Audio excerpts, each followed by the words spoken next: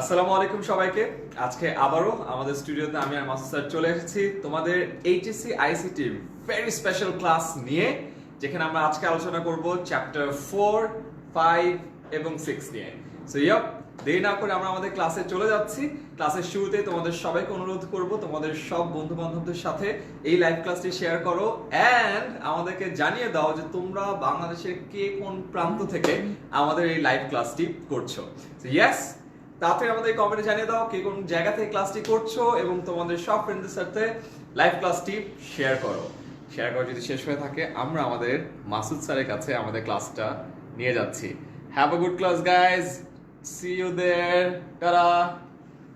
Thank you so much Aiman, you are so kind. আসলে সত্যি কথা যেটা হচ্ছে যে আমরা যেভাবে ক্লাসটা শুরু করেছি ইনশাআল্লাহ আমাদের দেখা যাবে যে এইভাবে করে কিন্তু ঘরে বসে পড়াশোনা করা হবে। আমাদের মটোটাই ছিল এরকম, stay home, stay safe, keep studying. Okay, আমরা আমাদের প্রিপারেশনগুলো চালিয়ে যাচ্ছি। আজকে দেখলাম তোমাদের আমাদের স্টুডিওতে যেটা হচ্ছে যে 10 মিনিট স্কুলে আমরা পুরোপুরি কিন্তু আমি আর আইমান শুধুমাত্র গতকালকের মতো আছি আজকে। সো গতকালকে আমরা যে ক্লাসটি নেওয়ার কথা ছিল আজকে সেই পার্টটি নিয়ে এখন ক্লাস দিচ্ছি, রাইট? আমরা আজকে চ্যাপ্টার 4, 5 এবং 6 নিয়ে আলোচনা করবো। HTML আজকে অনেক গুরুত্বপূর্ণ কোড কতগুলো আমি দেখিয়ে দিব, কিভাবে তুমি কোড করবা HTML এ সেটা দেখায় দিব। HTML এর আমাদের সি প্রোগ্রামিং অনেকগুলো প্রোগ্রাম নিয়ে আজকে আলোচনা করবো।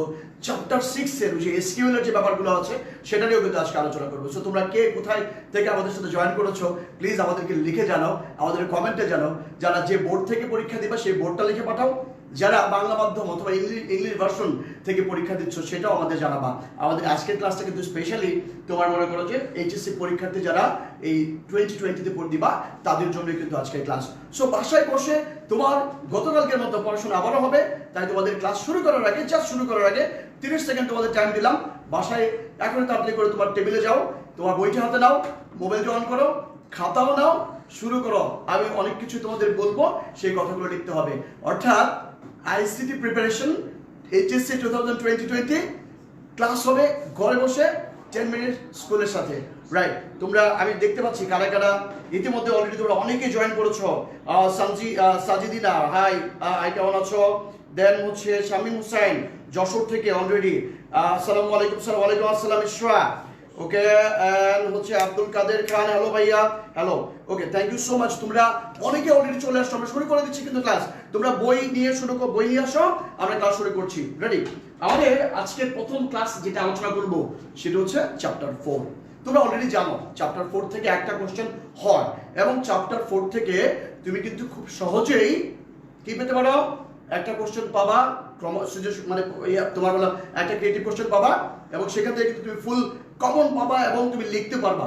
এবং এই চ্যাপ্টারটা তুমি যদি ভালো করে লেখো একদম ম্যাথমেটিক্সের মতো চাকা একটা মার্কস পাবা। সো চ্যাপ্টার 4 এর এই তোমার ওয়েবসাইট ডিজাইন এবং HTML এ তোমাদের কার কোথায় কি প্রবলেম সেটা কিন্তু আমাকে জানাতে পারো। আমরা ইন্টারঅ্যাক্টিভ একটা ক্লাস নিব। রেডি? শুরু করো সবাই দেখি। ওকে, আব্দুল কাদের খান বিএম থেকে আমরা শুরু করছি। দেন আমরা এখন যেটা করব সেটা হচ্ছে প্রথমে একটু গত ক্লাসের যে ব্যাপারগুলো আসলে আমরা আসলে কি পড়বো সেটা একটু জানাই, তাই না? একটু জানতে হবে, কারণ আমাদের পরীক্ষা আসলে কি আসবে। আমাদের মূল টার্গেটটাই তো আমাদের এইচএসসি পরীক্ষায় ভালো করতে হবে, A+ পেতে হবে, তাই না? আইসিটিতে A+ পাওয়াটা একটু যদি মনোযোগ দাও খুব ইজি, কিন্তু কতগুলো বিষয় কিন্তু খেয়াল রাখলেই তুমি ভালো মার্কস পেতে পারো। সো আমরা যেটা করবো প্রথমেই তোমার ওয়েবসাইটের প্রকারভেদ, স্ট্যাটিক এবং ডাইনামিক ওয়েবসাইটের মধ্যে যে পার্থক্য সেটা করবো। তার আগে তুমি বলো তো ওয়েব পেজ কি অ্যান্ড ওয়েবসাইট কি? যে সকল, আমি তোমাদের বলি, তোমরা তো যেহেতু খাতা নিয়েছো, সলভ ক্লাস করছি কিন্তু আমরা, তাহলে যে সকল পেজ ওপেন করতে ব্রাউজার লাগে, অর্থাৎ যে সকল পেজ ব্রাউজার ওপেন হয় সেগুলো কিন্তু ওয়েব পেজ, রাইট? সেগুলো কিন্তু কি হয়? Web page. আমরা ব্রাউজার মানে কি? Google Chrome, Mozilla Firefox, Opera mini, এগুলো একটা অ্যাপ্লিকেশন সফটওয়্যার যেটা আমাদের কি করে ওয়েবসাইটকে টেস্ট করতে এবং ওয়েবসাইট দেখতে কিন্তু সাহায্য করে, রাইট? সো ব্রাউজার, তুমি যদি কোনো সময় বলে যে ব্রাউজার কাকে বলে, ব্রাউজার এক প্রকার অ্যাপ্লিকেশন টুল যা ওয়েবসাইট দেখতে এবং টেস্ট করতে সাহায্য করে।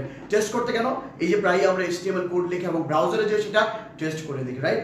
আর অনেকগুলো, আচ্ছা মনে করো একটা বই কিভাবে হয়, অনেকগুলো সেম টপিকের পেজ নিয়ে একটা বই হয়।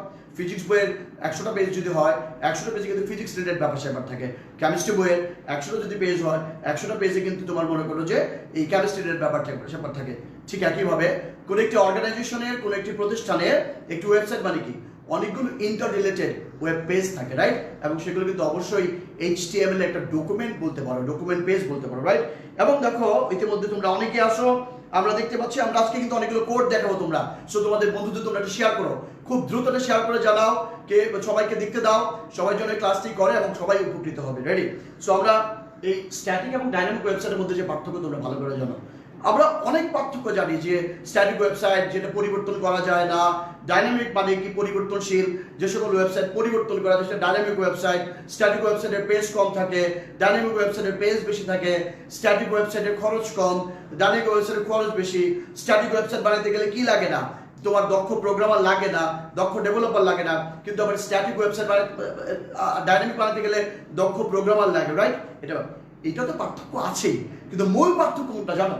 মূল পার্থক্য হচ্ছে স্ট্যাটিক ওয়েবসাইটে ডাটাবেস ব্যবহার করা হয় না, ডাইনামিক ওয়েবসাইটে ডাটাবেস ব্যবহার করা হয়। এখন তুমি আমাকে বলতে পারো স্যার একটা এক্সাম্পল দেন তো।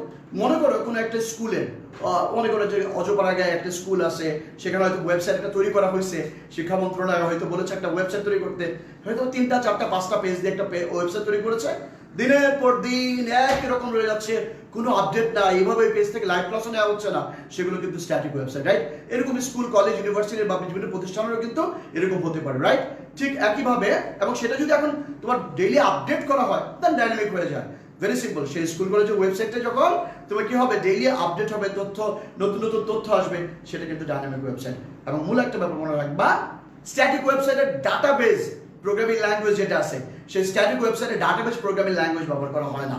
অপরদিকে ডাইনামিক ওয়েবসাইটে কিন্তু মাস্ট ডাটাবেস প্রোগ্রামিং ল্যাঙ্গুয়েজ ব্যবহার করা হয়। তোমরা কি বলতে পারবা ডাটাবেস প্রোগ্রামিং ল্যাঙ্গুয়েজের কয়েকটা নাম? দেখি আমাদের কে কে পারো, জানিয়ে দাও আমাদের কে কে আছো। আমরা ওকে জেরিন কাতার ইংলিশ ভার্সন থেকে, হাই জেরিন। তাসপিয়া নূর, ওকে গাজীপুর ক্যান্টনমেন্ট কলেজ থেকে, থ্যাংক ইউ সো মাচ। অনেকেই তোমরা ক্লাসে আসো, খুব দ্রুত ক্লাসটিকে দাও, আমরা দেখতে পাবো। এন্ড দেন দেখো ওয়েবসাইট কি এবং এদের মধ্যে পার্থক্য কি, কি বলো যে তোমার যে স্ট্যাটিক এবং ডাইনামিক ওয়েবসাইট কি, এদের মধ্যে পার্থক্য পড়ে ফেলবা। ওয়েবসাইট পাবলিশিং এর ব্যাপারটাও পড়বা, বিভিন্ন প্রকার ট্যাগ গুলো আজকে আমরা দেখাবো কিন্তু একটু পরে তোমাদেরকে। Text formatting tag, image tag, তার মানে আমাদের আগে আমাদের ক্লাসে মনে করে চলে যায়, দেখি আমরা কোনটা কোনটা করতে পারবো আজকে। সবার আগে একটু বলছি আবারও, বইটি হাতে নিয়ে নাও। তুমি কি বই হাতে নিয়েছো? যদি বই হাতে নিয়ে থাকো প্লিজ কমেন্ট করে জানাও। আমরা দেখবো আজকে কারা কারা আমাদের সাথে আছো, এবং বাসায় বসে কিন্তু আমরা আজকে আরেকবার আমাদের চ্যাপ্টার 4, 5 এবং 6 ঝালাই করে ফেলবো, রাইট? তো আমাদের ইতিমধ্যে অনেকেই আছো, রাইট? অনেকেই জয়েন করেছো আমাদের ক্লাসে। আমরা এখন চলে যাচ্ছি আমাদের পরের যে পার্ট, আমরা চলে যাব প্রথমে দেখো text formatting tag. Text formatting tag মানে কি? একটা ওয়েব পেজে কি থাকে? তুমি যদি বলা হয় যে একটা ওয়েব পেজে কি কি কন্টেন্ট থাকে, টেক্সট থাকে, অডিও থাকে, ভিডিও থাকে, টেক্সট, অডিও, ভিডিও, তারপরে কি থাকে, ইমেজ থাকে, right? Text, audio, video, image, তারপরে কি বিভিন্ন ধরনের গ্রাফিক্স থাকে, তারপরে তোমার মনে করো আমাদের আরো অনেক ধরনের ফাইল থাকে। আমরা সেই জিনিসগুলো কি কি থাকে ওয়েব পেজে সেটা আমরা দেখবো। তবে সবচেয়ে বেশি থাকে যেটা, সেটা হচ্ছে টেক্সট, লেখা থাকে, তাই না? কি করা যায়, তোমার ওয়েবসাইটে কি কি ধরনের তুমি টেক্সট দিয়ে মানে টাইপ করে করে সেখানে লেখা থাকবে, কিন্তু সেই যে লেখাটা লেখো, এই লেখাগুলো তুমি কিন্তু যদি এমএস ওয়ার্ডে যেরকম পরিবর্তন করে বিভিন্ন রকমের লেখা লিখতে পারো, ঠিক ওয়েব এই এইচটিএমএল এ কিন্তু লেখা যায়। অর্থাৎ তোমাকে যদি বলা হয় যে this is my home page, খেয়াল করে দেখো এই যে পেজটা আছে একটু বড় লেখা যাচ্ছে, okay? And Bangladesh is the land of rivers and canals, okay? তোমার দেখো এটা একটু এই জায়গাটা খেয়াল করে দেখবা, এটা হচ্ছে কিন্তু এটা ছোট, এবং তোমার মনে করো যে এইটা কি কমান ই করা আছে, কি বলে তোমাকে, এটা কিন্তু তোমার ইটালিক করা আছে, উই ড্রিঙ্ক H2O, অর্থাৎ এই যে H2O কিভাবে লিখতে হয় নিশ্চয়ই তোমরা জানো। তারপরে H2SO4 is dangerous, তুমি যদি এভাবে লিখতে হয় sulphuric is dangerous, and I know how to write a plus b whole square equal to a square plus 2ab plus b square। আবার এরকমও থাকে মাসুদ স্যার ফিজিক্স থুকু ভুল হয়েছে, আমরা প্রায় বলি না, তখন কি করি, কেটে দিয়ে আবার লিখে দেই আইসিটি। ডিলিট করে দিলে তো ডিলিট করে দিলাম, কিন্তু এই যে মাঝ বরাবর যে কেটে দেওয়া, এই মাঝ বরাবর কিভাবে কেটে দিতে হয়, কেউ কি জানো কোন একটি টেক্সটের মাঝ বরাবর কিভাবে কাটতে হয়? যদি জানো আমাদের লিখে জানাও, কোন ট্যাগের মাধ্যমে কোন একটি মাঝ বরাবর কাটতে হয় বলো, ওকে? আমরা দেখতে পাচ্ছি অনেকেই জয়েন করতেছো। খলিলুর রহমান আছো, আব্দুল কাদের খান আছো, হ্যালো, কি অবস্থা সবার? সবাই ভালো আছো, রাইট? আমরা চলে যাচ্ছি আমাদের টেক্সট ফরম্যাটিং ট্যাগ। যে সকল ট্যাগ তোমার মনে করো কি লাগে, ওই এইচটিএমএল এর টেক্সটগুলোকে লিখতে কাজে লাগে, সেগুলোকে টেক্সট ফরম্যাটিং ট্যাগ বলা হয়। এটি দিয়ে কি হয়, তোমার মনে করো ট্যাগগুলোকে, টেক্সটগুলোকে তুমি সুন্দর করো। যেমন মনে করো এর মধ্যে কি লাগে, বি ট্যাগ লাগে, রাইট? আমরা সবাই জানি ট্যাগ হচ্ছে এক প্রকার এইচটিএমএল কিওয়ার্ড, যা এই যে এরকম অ্যাঙ্গেল ব্র্যাকেট দ্বারা আবদ্ধ থাকে, রাইট? এই যে দেখো B tag, U tag, I tag, P tag, S tag, sup sub, তারপরে হচ্ছে ডেল, ফন্ট, তারপরে H1 বি স্ট্রং, এগুলো আমি তোমার প্রত্যেকটা বলছি। তুমি যদি কোনো একটা লেখাকে বোল্ড করতে চাও তুমি লিখবা বি ট্যাগ, তুমি আন্ডারলাইন দিতে চাও ইউ ট্যাগ, ইটালিক করতে চাও আই ট্যাগ, তোমার মনে করো যে প্যারাগ্রাফ লিখতে চাও পি ট্যাগ, এস তো জানো তো তোমার মনে করো স্ট্রাইক ট্যাগ, সুপ। এই যে আমাদের মনে করো যে এই যে হোল স্কোয়ার দিলাম এটার জন্য এই সুপ লাগে, রাইট? ওই যে সুপারস্ক্রিপ্ট লাগে। আবার তোমার যখন H2SO4 দিবা সেটার জন্য সাবস্ক্রিপ্ট লাগে। আর এই যে ফন্টের বিভিন্ন কালার করলাম, মনে করে যে এখানে মাসুদ স্যার ফিজিক্স, এই যে কালারটা করলাম, এই কালারের মধ্যে যেটা হয় ফন্ট ট্যাগ ইউজ করে কালার করতে হয়। আর H1 কি দেখো, ওই যে বড় করে হেডিং যখন দেই সেখানে তোমার H1 হেডিং ট্যাগ থাকে, লেখাকে বড় করতে পারো, স্ট্রং ট্যাগ করতে পারো, স্মল করতে পারো। তাহলে একটা জিনিস বুঝে গেলাম, তোমাকে যদি বলা হয় যে 5টি টেক্সট ফরম্যাটিং ট্যাগের নাম বলো, পারবা? তোমার যদি লিখতে বলা হয় যে 5টি টেক্সট ফরম্যাটিং ট্যাগের নাম এবং তাদের কাজ, তো ভেরি সিম্পল, তুমি যেটা করবে সেটা হচ্ছে B tag, U tag, I tag, P tag, S tag, just এগুলো লিখে দিলেই হবে। চলো আমরা একটা প্র্যাকটিক্যালি দেখি যে কিভাবে টেক্সট ফরম্যাটিং ট্যাগ কাজ করে।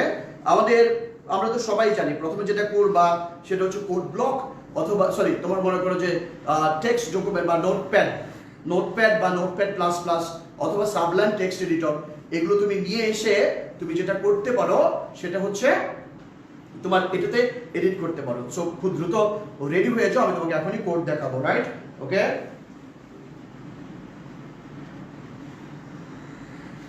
সবাই আছো নিশ্চয়? Okay fine, thank you so much. আমরা এখন চলে যাচ্ছি আমাদের কোডে। আমরা একটু তোমাদের যদি আগের থেকে একটু দেখাই কিছু করা কোড, অল্প সময়ের মধ্যে যদি তোমাদের দেখাইতে হয়, সেটা হচ্ছে যে মনে করো আমরা নোটপ্যাড প্লাস প্লাস ওপেন করলাম। এই যে নোটপ্যাড প্লাস প্লাসে কি লিখলাম, আমরা মনে করো যে এখানে কি থাকে দেখো, কোডটা দেখো। প্রথমে কি লিখতে হয়, ডক টাইপ HTML লিখতে হয়। ডক টাইপ কেন লিখতে হয়? ডক টাইপ মানে হচ্ছে ডকুমেন্ট টাইপ, এটা ব্রাউজারকে বোঝায় যেটা HTML এর কোন ভার্সন ব্যবহার করা হচ্ছে। নরমালি HTML5 এর জন্য কিন্তু আমরা এই ডক টাইপ HTML ইউজ করি। এবং দেখো এখানে খেয়াল করে দেখো, এখানে ডক টাইপ HTML, তারপর হেড, টাইটেল মনে করো 10 মিনিট স্কুল, তারপরে body, BG colour, align centre, my name is Masud Hasan, okay, then H1 BR, I am the lecture of physics, কেটে দিয়ে ICT দিলাম, উই ড্রিঙ্ক H2O। দেন মনে করো যে আমরা এটাকে যদি আউটপুট দেই, ওকে, উই ড্রিঙ্ক H2O, আমাদের পরে যদি এখানে একটু BR দিয়ে দেখাই তোমাদেরকে প্রত্যেকটা ট্যাগ কিভাবে কাজে লাগে। চলো আমরা এগুলো দেখি। আমরা এটাকে রান করবো এখন। ওকে, রান করতে হয় কোথায় বলো তো? ব্রাউজারে রান করতে হয়। সো আমরা এটাকে ব্রাউজারে রান করে দেখি এই কোডটা কেমন হচ্ছে। ওকে, সাব্বির হাসান লিখছো, hi sir, hello hi Sabbir, হ্যাঁ আমি ভালো আছি, তুমি কেমন আছো? রাইট, দেখো ওকে, এই যে দেখো my name is Masud Hasan, এই যে লেখাটা লিখলাম, এটা কিভাবে লিখেছিলাম?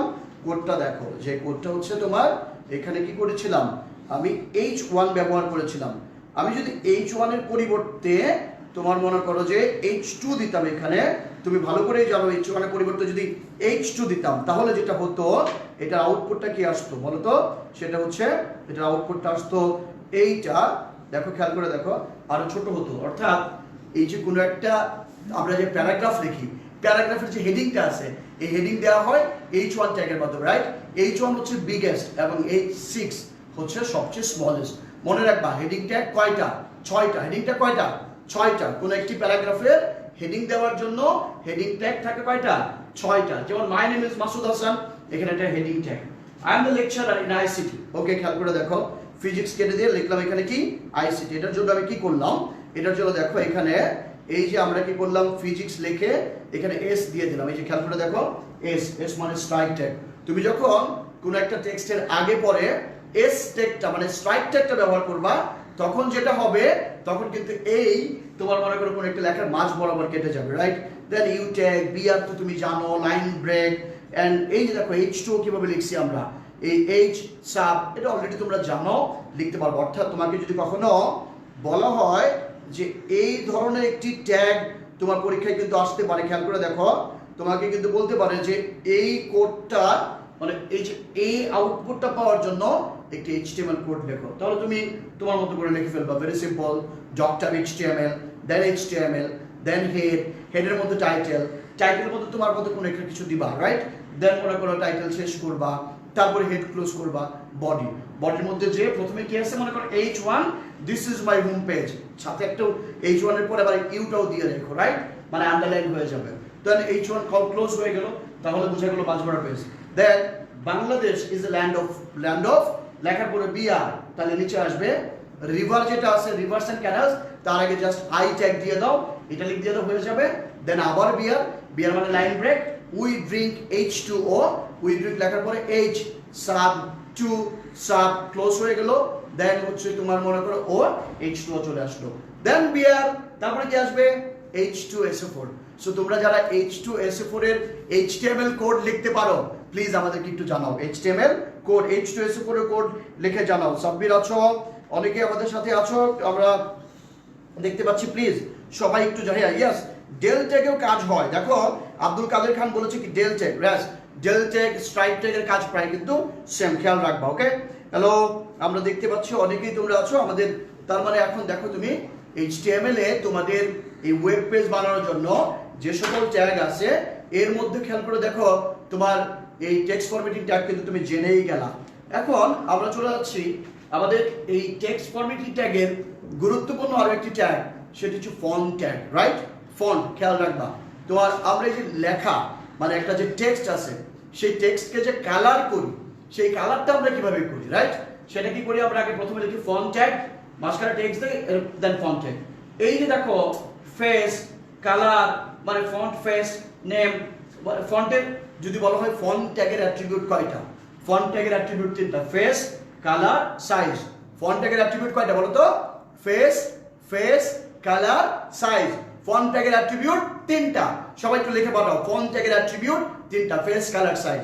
ফেস দিয়ে আমাদের কি চেঞ্জ করা হয়? আমাদের ফন্ট টাইপ চেঞ্জ করা হয়। যেমন মনে করো যে সুতুন যে তারপরে মনে করো যে টাইমস নিউ রোমান, ক্যালিব্রি, এই যে তোমার মনে করো টাইপগুলো আছে, এই টাইপগুলো চেঞ্জ করি আমরা এই ফন্ট ফেসের মাধ্যমে। তাহলে ফেস দিয়ে কি চেঞ্জ হয়? ফন্ট টাইপ চেঞ্জ হয়। দেন কালার, এই যে তুমি কালার চেঞ্জ করে তোমাকে দেখাই দেবো একটু পরে। কালার চেঞ্জ কিভাবে হয়? কালার চেঞ্জ কিন্তু তোমার দুই ভাবে হয়, বাই কালার নেম অথবা তুমি হেক্সাডেসিমাল ফরম্যাটে ব্যবহার করতে পারো।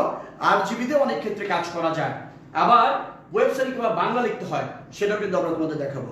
তোমার কাছে এখন একটা প্রশ্ন, মনে করো এই যে এখানে টেক্সট আছে, তাই না? একটা টেক্সট, খেয়াল করে দেখো, সবাই দেখতে পাচ্ছ টেক্সট, ফন্ট সাইজ 3 টেক্সট, আবার font size +3 text. What is the difference between এই 3 এবং +3?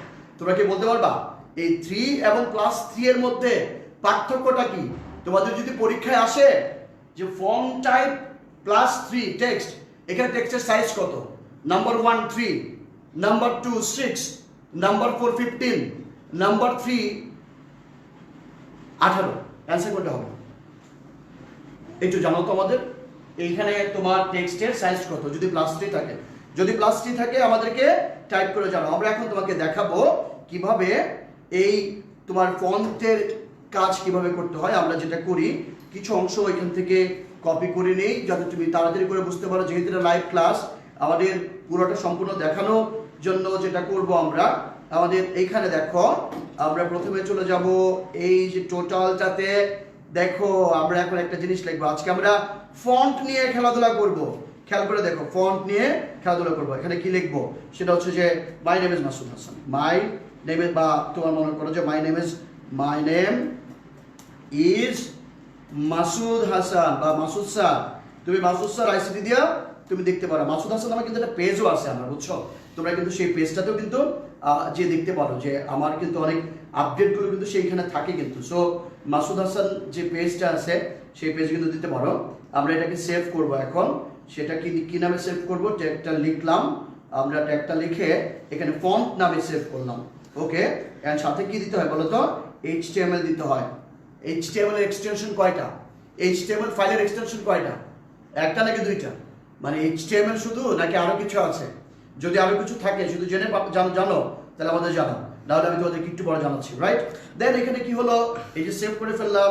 দেখো যখনই ওকে এই নামে একটা অলরেডি আছে, তাহলে সেম নামে কিন্তু যাবে না। আমি একটু একটা টি বানিয়ে দিই মনে করো। ওকে, তাহলে দেখো এখন কিন্তু নিয়ে নিল।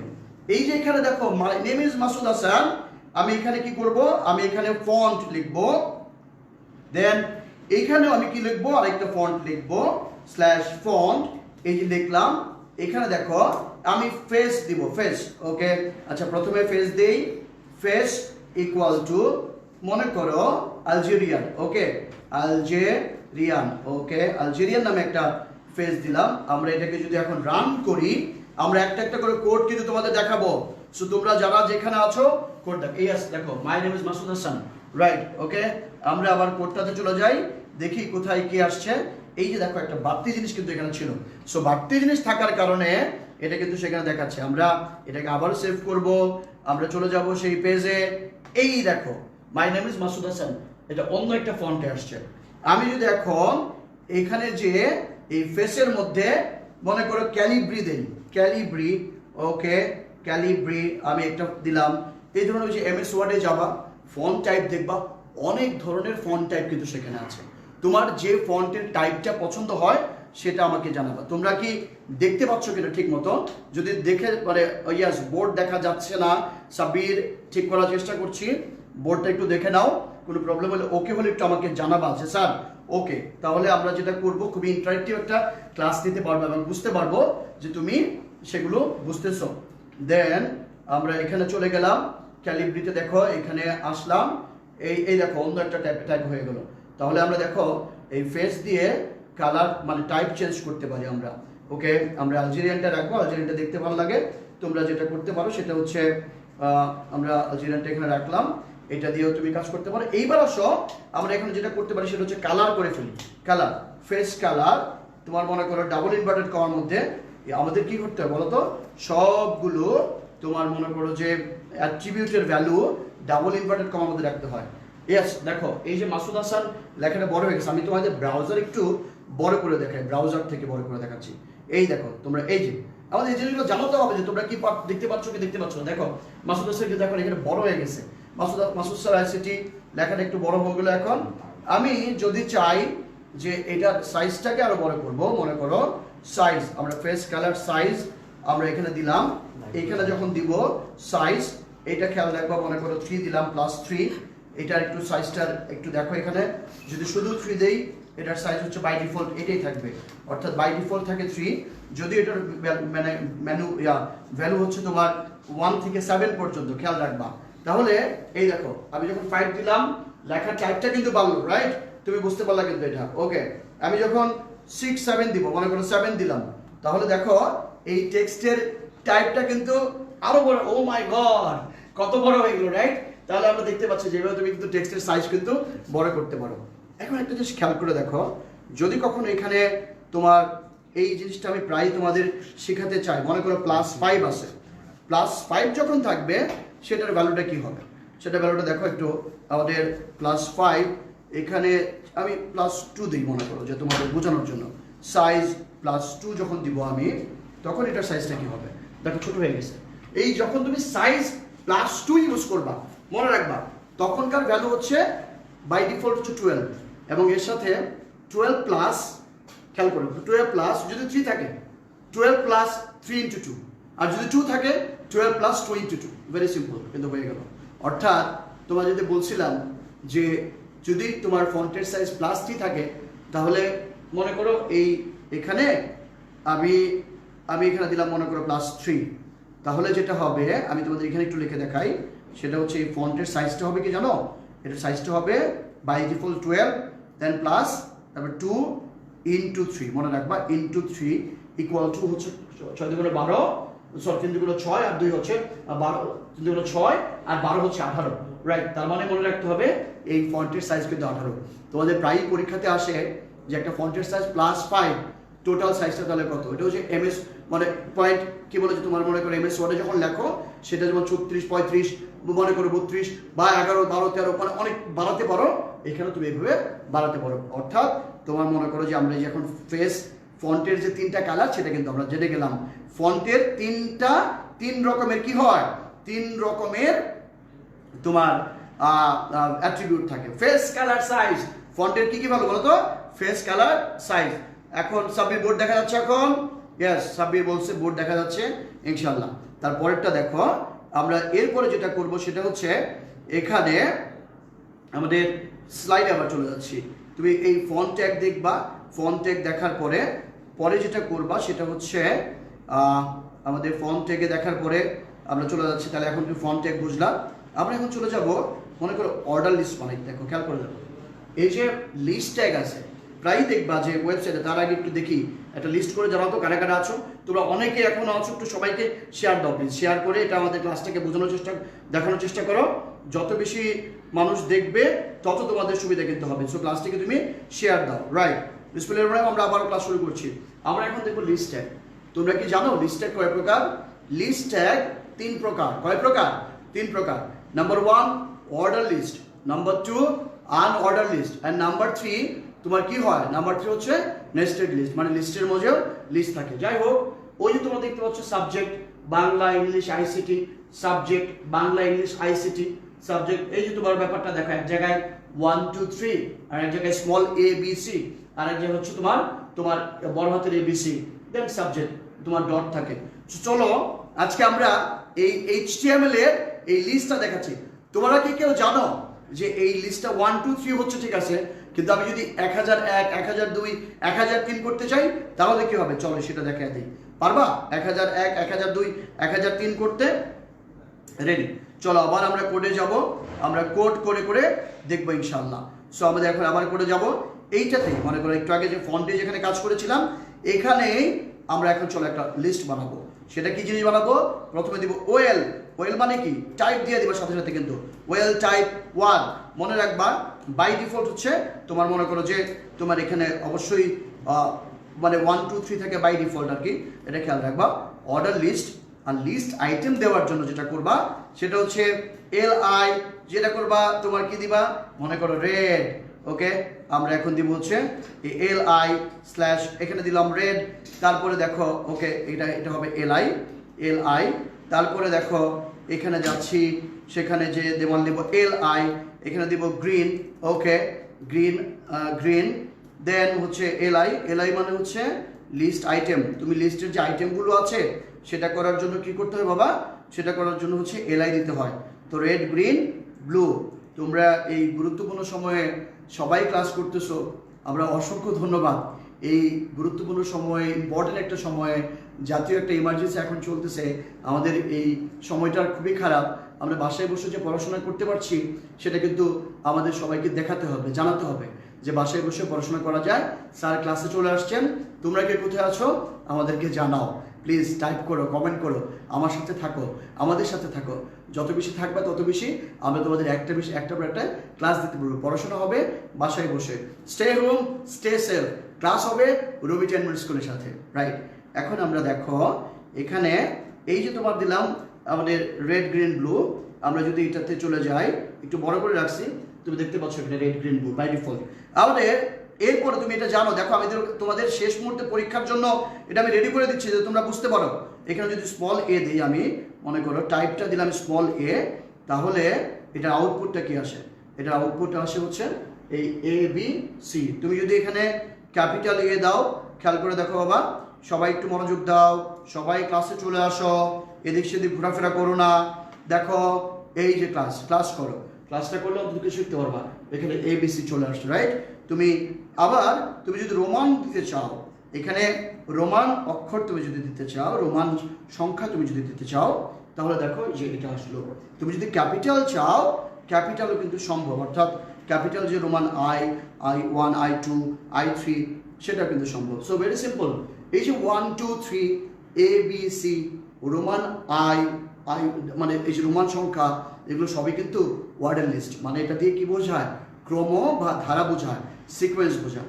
আর যেহেতু এটা দিয়ে ক্রম বা ধারা বা সিকোয়েন্স বোঝায়, তাই এইটি কি লিস্ট ট্যাগ।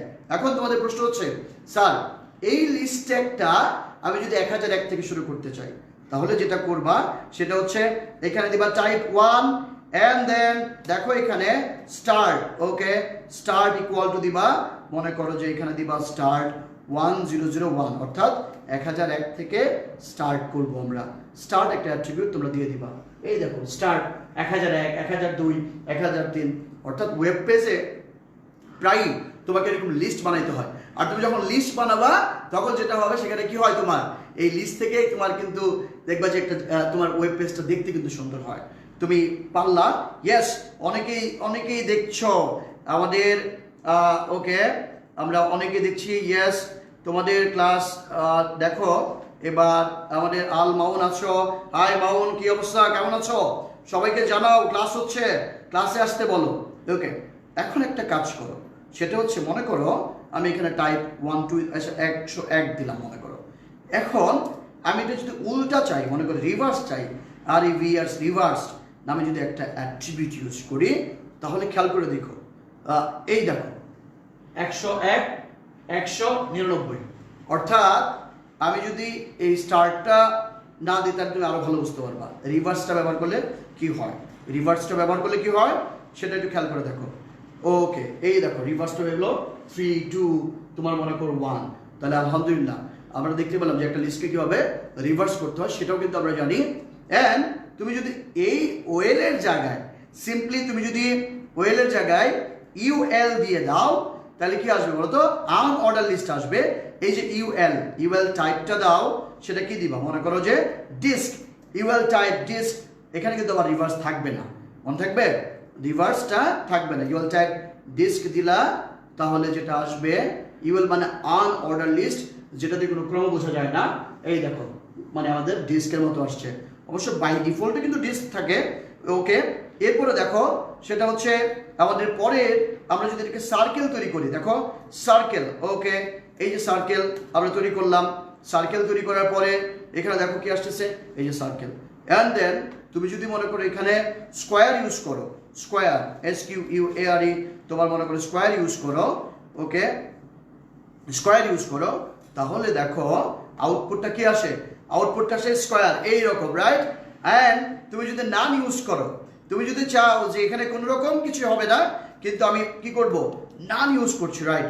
এই যে দেখো নান যদি ইউজ করি, তাহলে যেটা হবে এই দেখো 1 2 মানে কিচ্ছু নাই, নিচে নিচে চলে আসছে। এটা কিন্তু তোমার মনে করো এটাও কিন্তু একটা লিস্ট, এবং এটা কিন্তু তোমার মনে করো আনঅর্ডার লিস্টের অ্যাট্রিবিউটটা কি হবে বলো তো? টাইপটা কি হবে? নাম। Very simple. তাহলে আমরা এই অর্ডার লিস্ট পেয়ে গেলাম। এখন আমরা চলে যাব আমাদের image tag, right? Okay, image ট্যাগে চলে যাচ্ছি। আমাদের পরের ট্যাগ ইমেজ ট্যাগ। HTML এ ইমেজ কিভাবে যুক্ত করতে হয় নিশ্চয়ই জানো সবাই।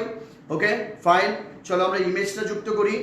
ইমেজ মনে রাখবা যে HTML এ একটি ওয়েব পেজের ক্ষেত্রে ইমেজ খুবই গুরুত্বপূর্ণ।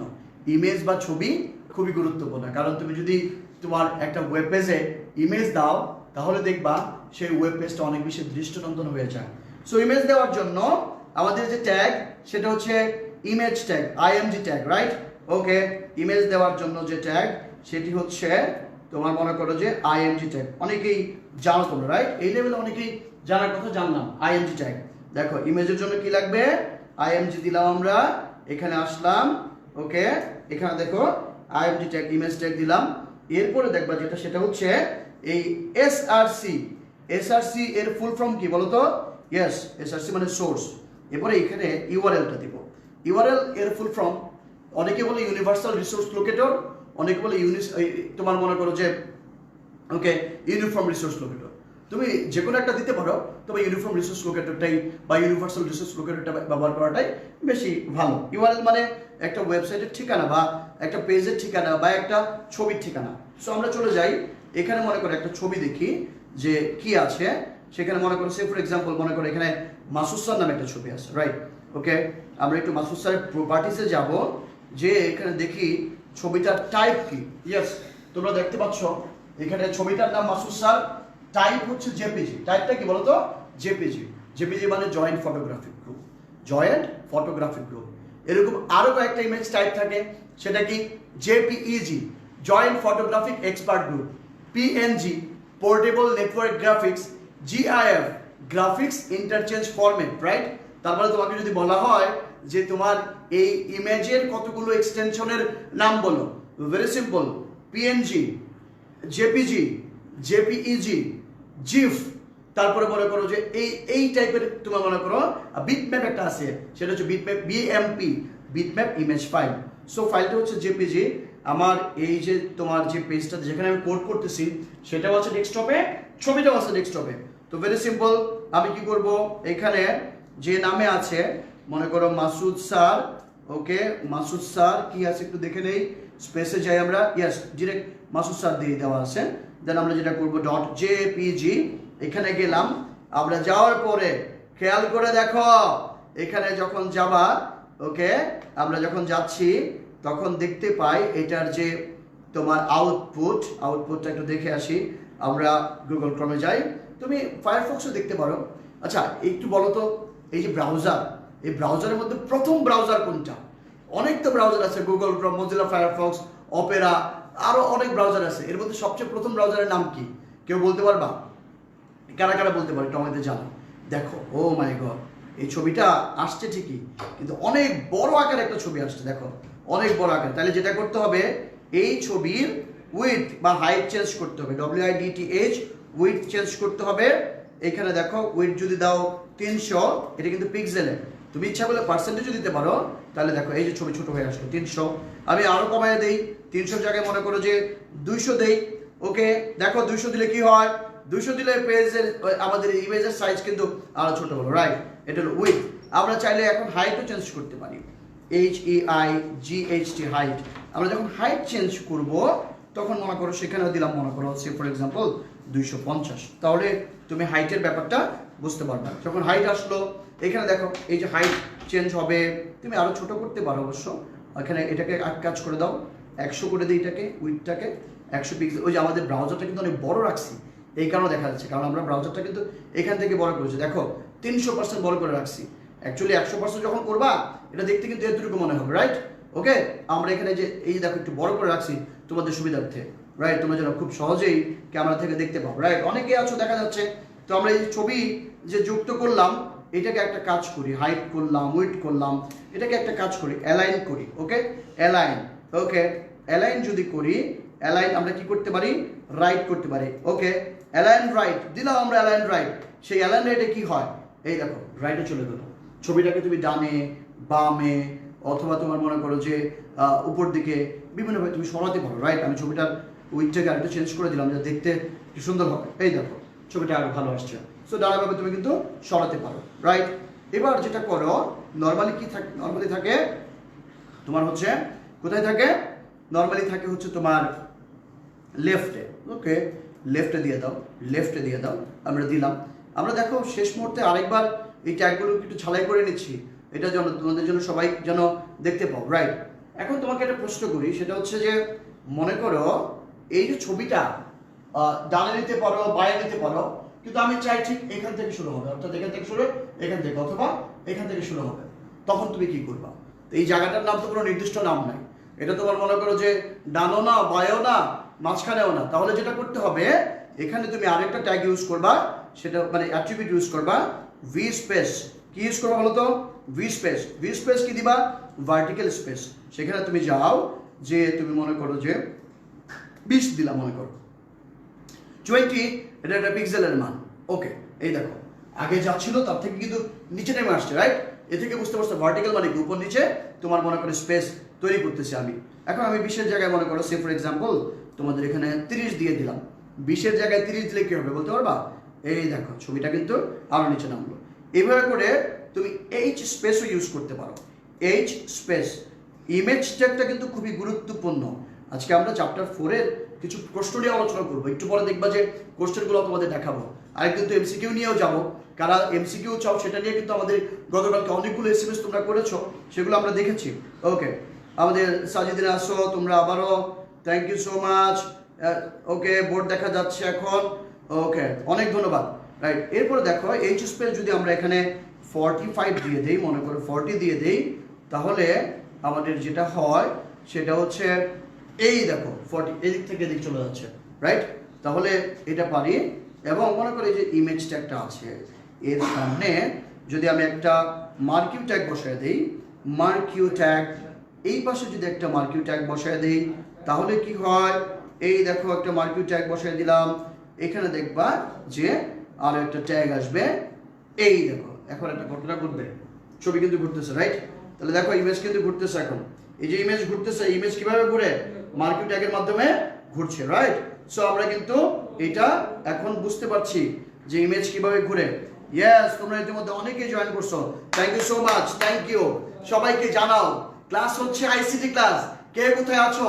1 ঘন্টা ক্লাস করব, চ্যাপ্টার 4, 5, 6 ভালো করে শিখে যাব। অনেকগুলো টপিক আরেকবার ঝালাই করে ফেলবো, বাসায় কষ্ট করে পড়তে হবে না। এখন তোমাদের কাছে একটি প্রশ্ন, মনে করো একটা ইমেল তোমার বললো যে একটি স্কুলের ওয়েবসাইট, সেই ওয়েবসাইটে একটা ইমেজ যুক্ত করতে হবে। ইমেজটার সাইজ হচ্ছে 500 মানে 500 ইন্টু 300। এখন বলতে পারবা এই 500 কি? 500 কি হাইট নাকি উইথ?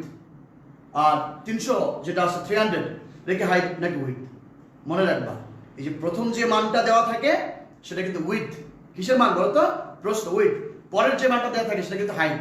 তাহলে প্রথমটা উইথ, পরেরটা কি হাইট। প্রথমটা উইথ, পরেরটা হাইট।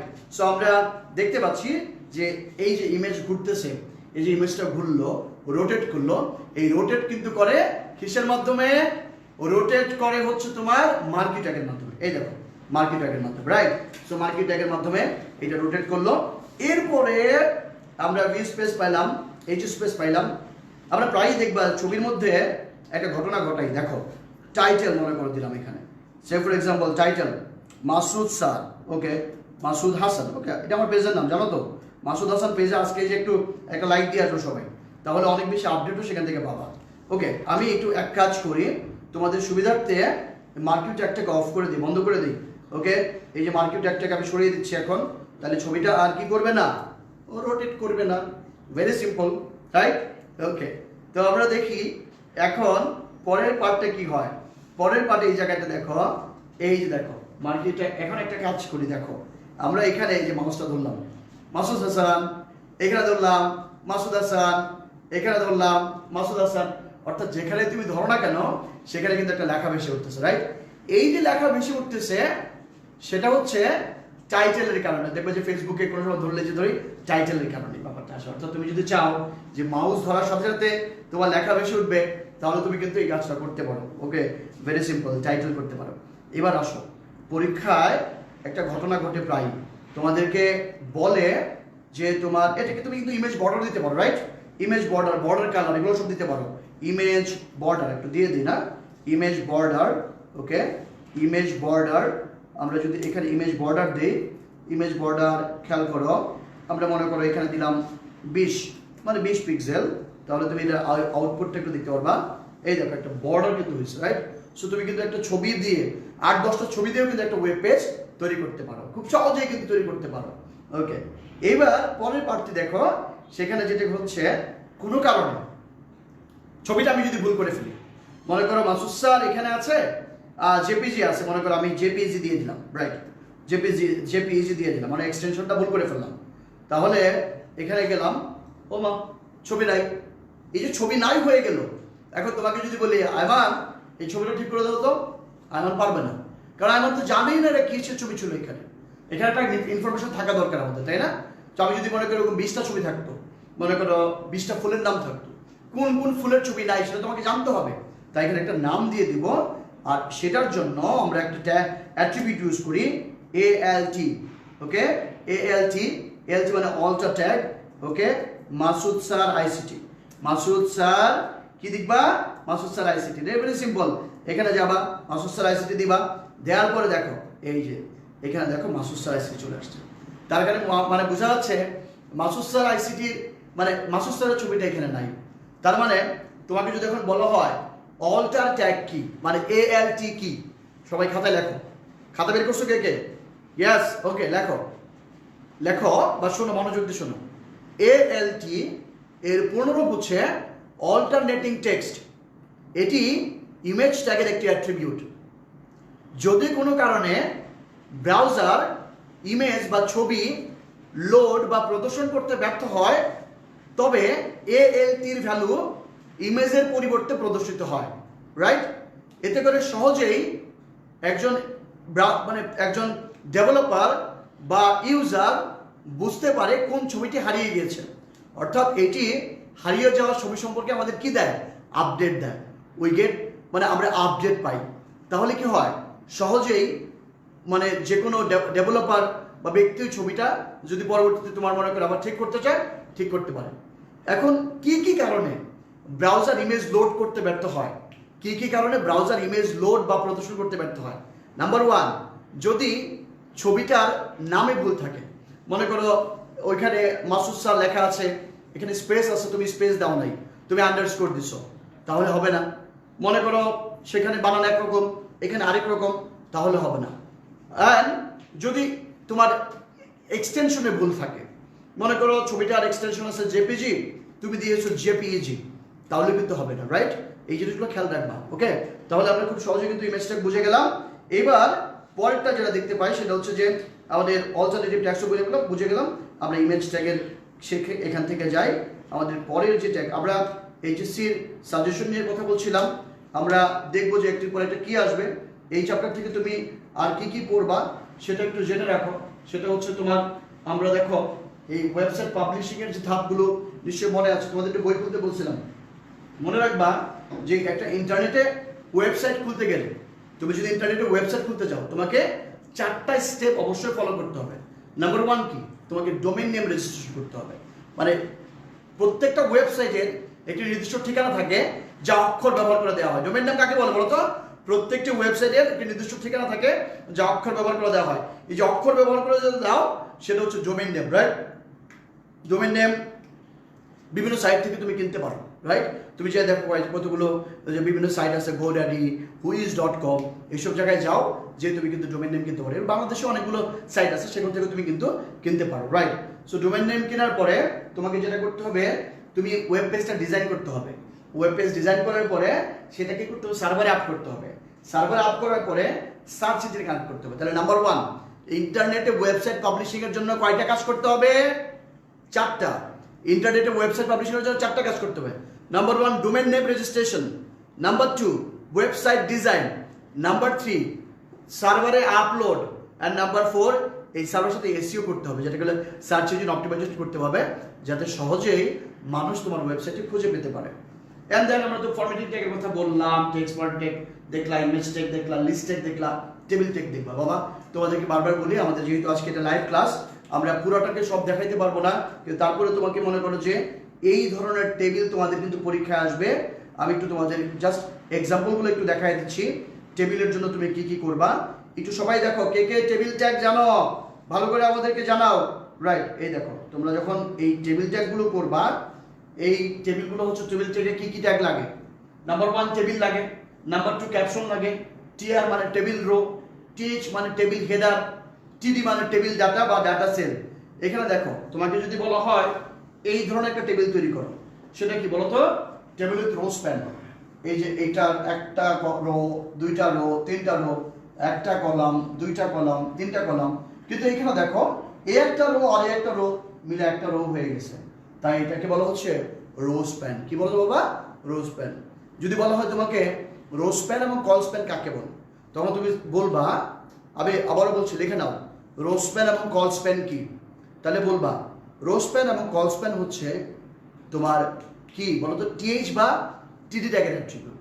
টিএইচ বা টিডি ট্যাগের অ্যাট্রিবিউট।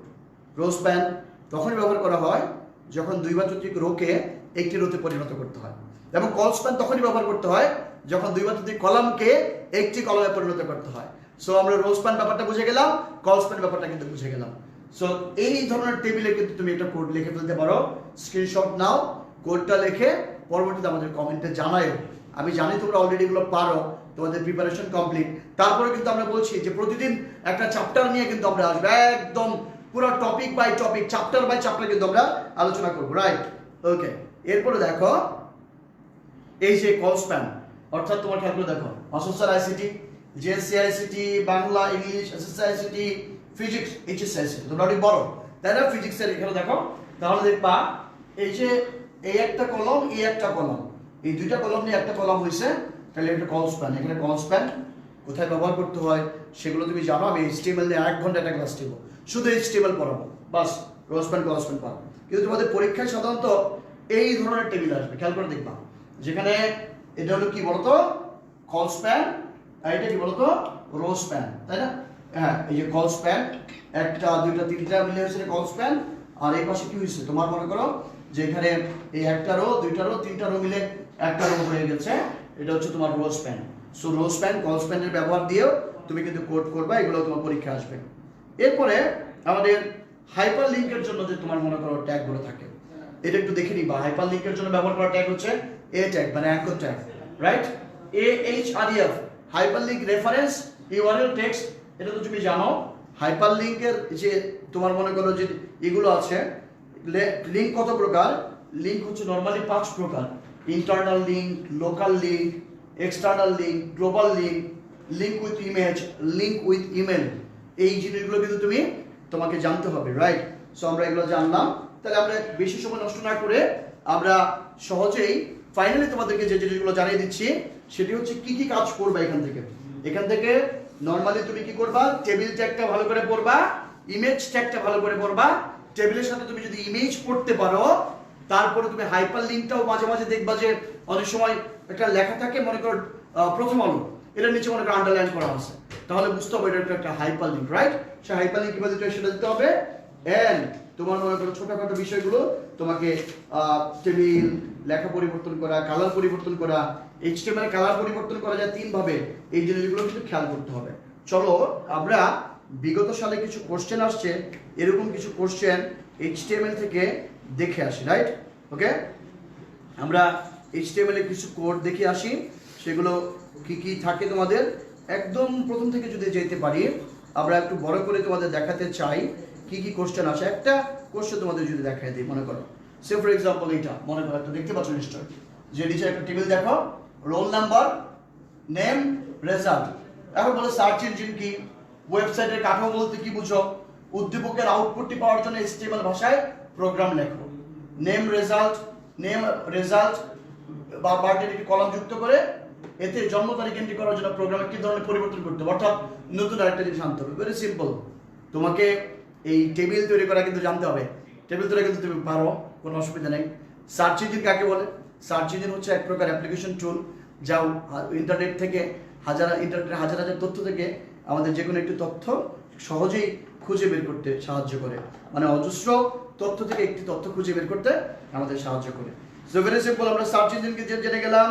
তারপরে তোমার দেখো, খেয়াল করে দেখো, একটা প্রায়ই দেখা যায় যেরকম একটা এইচটিএমএল কোড দেওয়া থাকে, সেই কোড থেকে তোমার বলতে হয় যে এটার আউটপুট কি হবে, অথবা কোড থেকে আউটপুট বের করতে হয়, অথবা আউটপুট দেওয়া থেকে কোড লিখতে হয়। ভেরি সিম্পল কিন্তু, তাহলে ওয়েবসাইট পাবলিশিং এর যে ধাপগুলো সেটা করবা। তো ফাইনালি তোমাকে রেডি করে দিচ্ছি এইচটিএমএল তুমি কি কি পড়বা। নাম্বার 1, এইচটিএমএল এর এই যে 4 প্রকার ওয়েবসাইটের কাঠামো আছে, এই স্ট্রাকচারটা কিন্তু খুব ইম্পর্টেন্ট বাবা, একটু খেয়াল করে দেখো সবাই। এই যে স্ট্রাকচারটা আমাদের দেখি একটু, সবাই দেখতে পাচ্ছ নিশ্চয়ই ওয়েবসাইটের স্ট্রাকচারটা। তোমরা কে কোথায়, ইয়েস স্যার কিছু বোঝা যাচ্ছে না? অবশ্যই এখন বোঝা যাচ্ছে। Thank you. Okay, strike tag, hi sir, আমরা ভালো আছি। Okay, ready.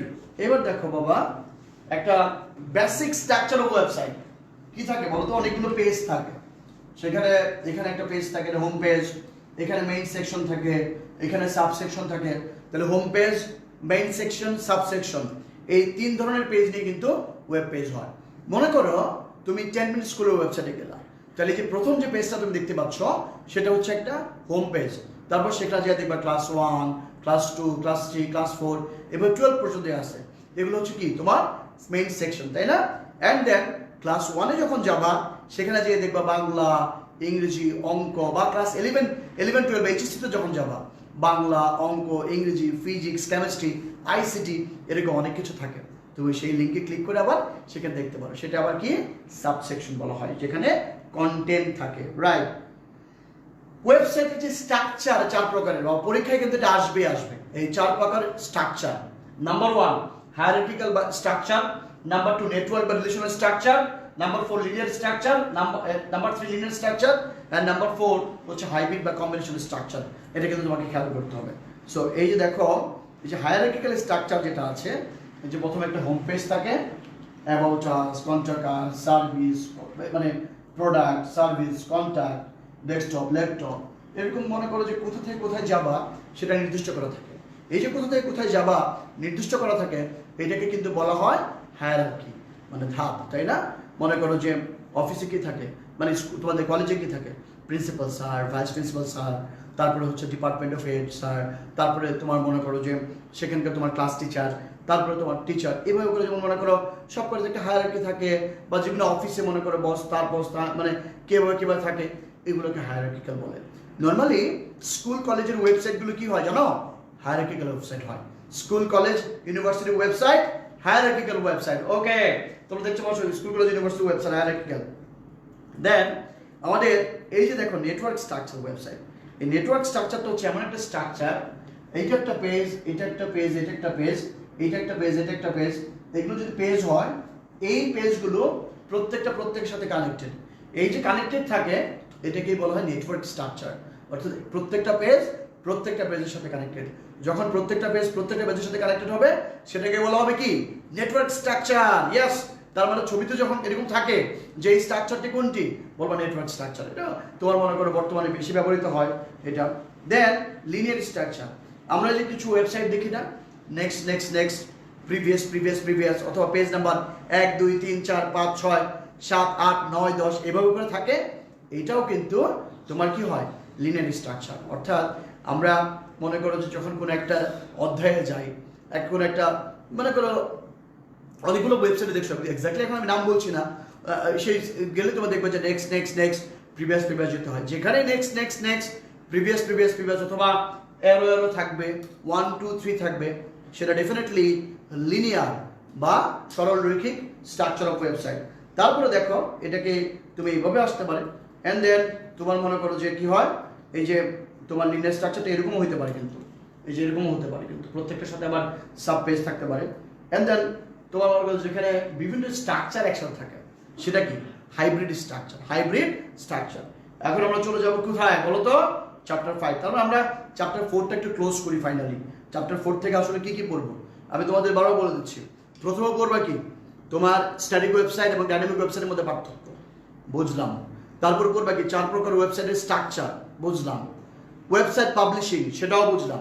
এবার ছোট ছোট প্রশ্ন আসবে, কি আসবে বলো তো, আইপি অ্যাড্রেস কাকে বলে, ডোমেইন নেম কাকে বলে, সার্চ ইঞ্জিন কি, সার্ভার কি, ওয়েবসাইট এবং তোমার মনে করো যে ওয়েব ব্রাউজার এক নয়, বা ওয়েবসাইট এবং ওয়েব ব্রাউজারের মধ্যে সম্পর্ক, এই ধরনের কোশ্চেনগুলো।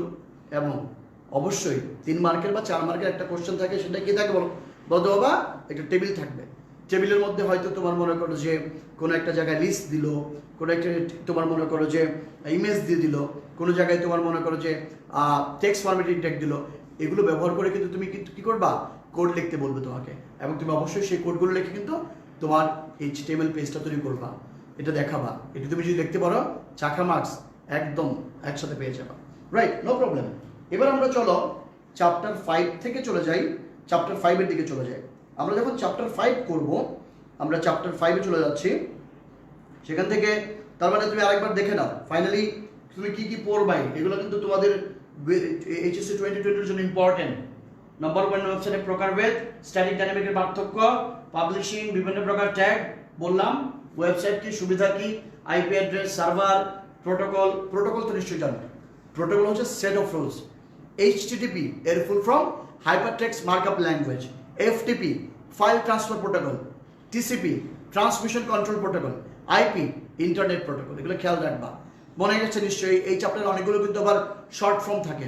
ICANN মনে আছে তো, ICANN কি জিনিস আমাদের লিখে জানাও, ওকে সবাইকে একটু কমেন্ট করে জানাও ICANN বলতে কি বুঝো, রাইট। তো আমরা এরপরে যেটা করবো সেটা হচ্ছে চ্যাপ্টার 5-এ চলে যাচ্ছি। চ্যাপ্টার 5-এ যেটা করবো বাবা, একদম ধরে ধরে এখন তোমাকে আমি বুঝাই দেবো আরেকবার, তোমরা সেইভাবে পড়বা। কারণ আমাদের চ্যাপ্টার 5 এটা এমন একটা চ্যাপ্টার, এই চ্যাপ্টার থেকে তোমার একটা বা দুইটা কোশ্চেন আসবে। তুমি যদি এই চ্যাপ্টার অ্যান্সার যদি করতে ভয় পাও ছেড়ে দাও, নো প্রবলেম। তুমি যদি এই চ্যাপ্টার করতে ভয় পাও ছেড়ে দাও, বাকি তো তুমি মনে করো আরো 6টা কোশ্চেন কমন পাচ্ছ, সো সেটা দিও। কিন্তু আমি তোমাকে সাজেস্ট করবো এই চ্যাপ্টারটা তোমার জীবনের জন্য অনেক ইম্পর্টেন্ট। তুমি যদি ইন ফিউচারে কম্পিউটার সায়েন্স করতে চাও, বা প্রোগ্রামার হতে চাও, সফটওয়্যার ইঞ্জিনিয়ার হতে চাও, তোমার এইটা কিন্তু একটা নতুন দিগন্ত উন্মোচন করতে পারে। সো চ্যাপ্টারটা ভালো করে পড়বা, মনোযোগ সহকারে পড়বা। চলো আমরা দেখি এখানে কি আছে। এখানে হচ্ছে প্রথমে থাকবে অনুবাদক প্রোগ্রাম। অনুবাদক প্রোগ্রাম কাকে বলে? অনুবাদক প্রোগ্রাম হচ্ছে এক প্রকার প্রোগ্রাম, মানে সফটওয়্যার। খেয়াল রাখবা, আগে একটা সংজ্ঞা দিই তোমাকে। যদি বলে সফটওয়্যার বলতে কি বুঝো, বলবো হচ্ছে software is a collection of program or a program. মানে সফটওয়্যার হচ্ছে একটা প্রোগ্রাম, তো সফটওয়্যার হয় অনেকগুলো সফটওয়্যার, অনেকগুলো প্রোগ্রাম কানেক্ট করে কিন্তু একটা সফটওয়্যার হয়। খেয়াল রাখবা। সে ফর এক্সাম্পল যুগের জন্য একটা প্রোগ্রাম লিখলাম, তো এটা কি হলো তোমার, এটা হচ্ছে এক ধরনের তোমার সিম্পল একটা প্রোগ্রাম, আবার একটা সফটওয়্যার, যোগের সফটওয়্যার। আবার মনে করো যোগ বিয়োগ গুণ ভাগ সব কিছু করা যায়, অনেকগুলো প্রোগ্রাম একসাথে কম্বিনেশন রেডি করলাম, অনেকগুলো লজিক সেখানে দিলাম, সেটা কিন্তু একটা সফটওয়্যার, গেমসের সফটওয়্যার। বিশেষ সফটওয়্যার, সেটা কিন্তু এক ধরনের সফটওয়্যার হতে পারে, কালেকশন অফ প্রোগ্রাম বা সফটওয়্যার। এখান থেকে তুমি যেটা পড়বা, আমি কিন্তু এগুলো বারবারই বলেছি, তোমাদের এগুলো দেখে দেখে কিন্তু বলে পড়বা, পরীক্ষা আসবে। অনুবাদক প্রোগ্রাম, এই যে কম্পাইলার এবং ইন্টারপ্রেটারের মধ্যে যে পার্থক্যটা, আমি এর আগে তোমাদের কম্পাইলার ইন্টারপ্রেটারের মধ্যে পার্থক্য বলছি, আরেকবারে বলি। অনুবাদক প্রোগ্রাম হচ্ছে এক প্রকার প্রোগ্রাম যা মানুষের ভাষাকে কম্পিউটারের ভাষায় রূপান্তর করে। এখানে কিন্তু তোমার মনে করো একদম মানে কম্পাইল করে, কনভার্ট করে না, মানে পরিবর্তন করে না, এটা রূপান্তর করে। অর্থাৎ সে ফর এক্সাম্পল, মনে করো আমি যে কম্পিউটারে তোমার মনে করো কোড লিখি, সেই কোডটা তো ইংরেজিতে লিখি, এইটা তো কম্পিউটার বুঝতে পারে না, আর এটা বোঝানোর জন্য আমাদের কম্পাইলার ইউজ করে। এগুলো তোমরা অলরেডি জানো। সো কম্পাইলার কি, ইন্টারপ্রেটার কি, সেটা বুঝবা। তারপর প্রোগ্রাম উন্নয়নের ধাপ নিশ্চয়ই মনে আছে, সেই 7টা ধাপ খেয়াল রাখবা, অ্যালগরিদম ফ্লোচার্ট করবা। এইবার একটু খেয়াল করো, গতবার কিন্তু ওয়াইল ডু ওয়াইল দিয়ে প্রোগ্রাম আসছে, আবারও বলছি 2019-এ ওয়াইল ডু ওয়াইল আসছে। এবারে আমার কেন জানে মনে হয় ইফ এলস ব্যবহার করে প্রোগ্রাম আসবে।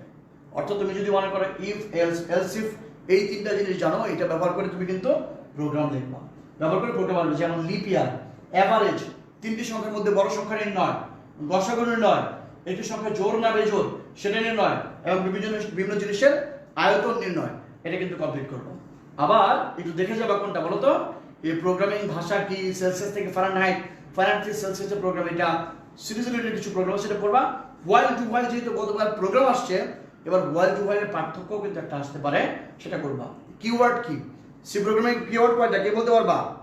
সি প্রোগ্রামিং এ ইয়াহু, ওকে, লিনিয়ার স্ট্রাকচার আসছে, চেনা যায় না, ওকে, আমাদের সিজিদ স্যার কিছু বোঝা হচ্ছে না, ওকে সাজিদিনা আমরা সবাই বুঝতে পারছি ইনশাল্লাহ।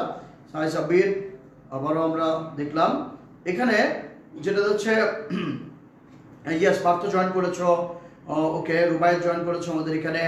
আমরা এরপরে দেখি আমাদের পরের পার্থক্যটা। আমরা একটা কাজ করি, কিছু প্রোগ্রাম রিলেটেড যে কোশ্চেন আসে তোমাদের, সেটা একটু আমরা এখন দেখব। ওকে, আমরা এখানে চলে যাই। আমরা এখানে প্রোগ্রামিংয়ের জন্য প্রোগ্রামটা পরে করছি। আমাদের এখানে যেটা দেখো, তোমাদের পরীক্ষা আসতে পারে কম্পিউটার প্রোগ্রাম বলতে কি বোঝো, এগুলো ছোটোখাটো প্রশ্ন, তুমি একটা একটা করে দেখো, আমি বলছি তোমাকে। সাধারণত প্রোগ্রাম বা প্রোগ্রামিং ল্যাঙ্গুয়েজ হচ্ছে এমন একটা প্রকার ল্যাঙ্গুয়েজ যা দিয়ে আমরা কম্পিউটার বা মেশিনের সাথে কমিউনিকেট করি, কি করি, যোগাযোগ করি।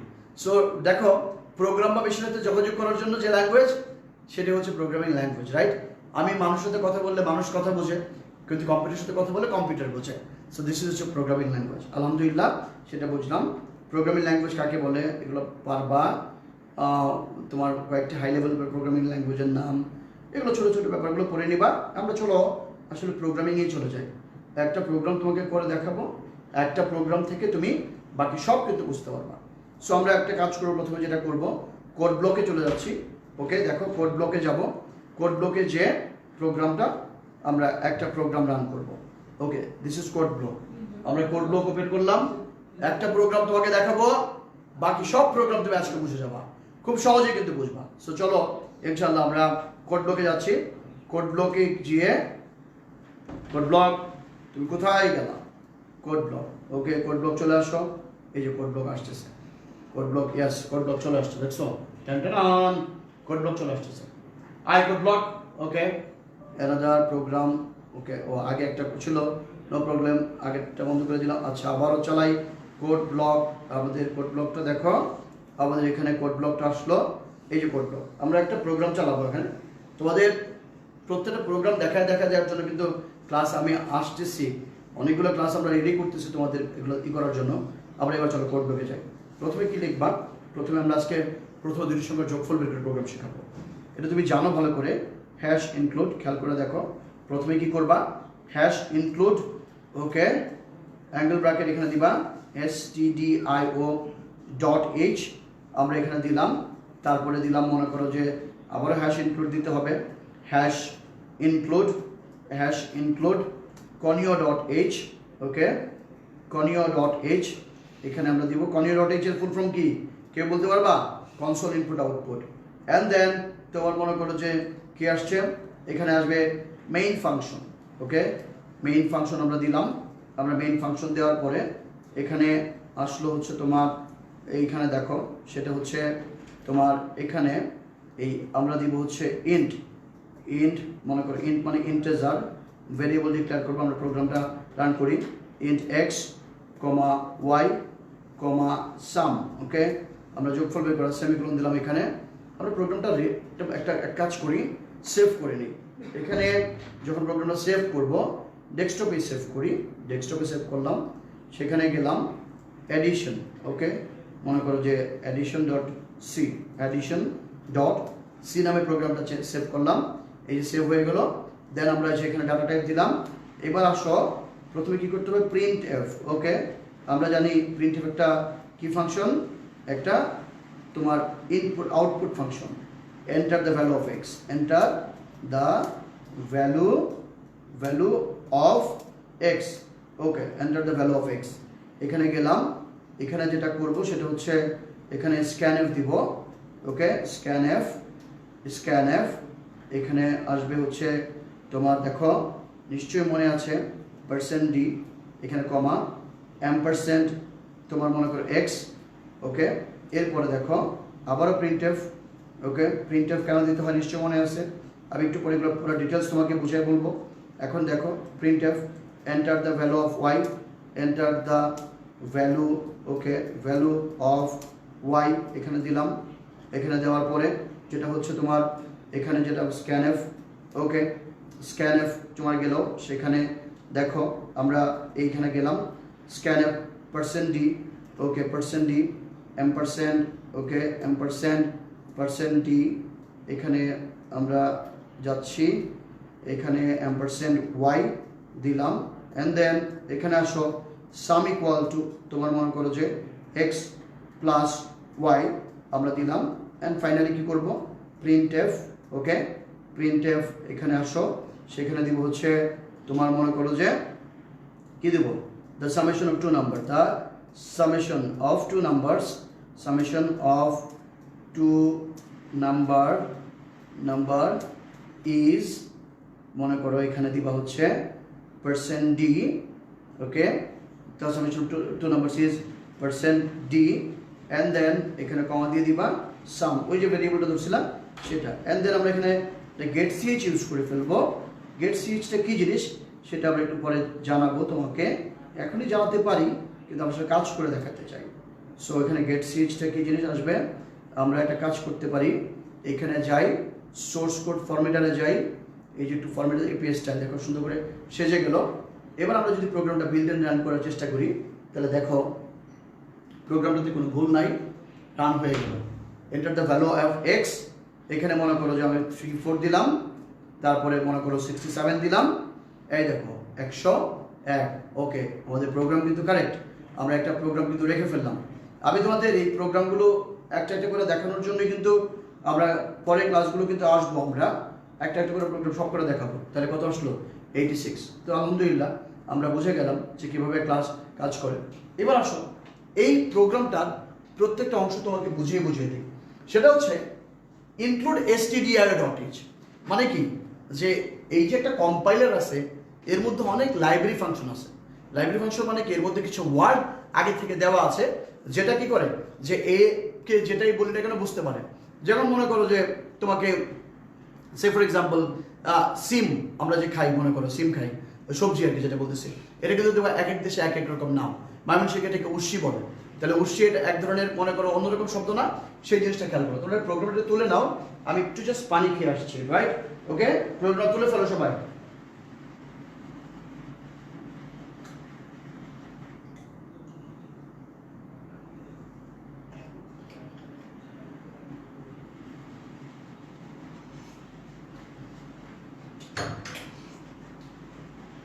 থ্যাংক ইউ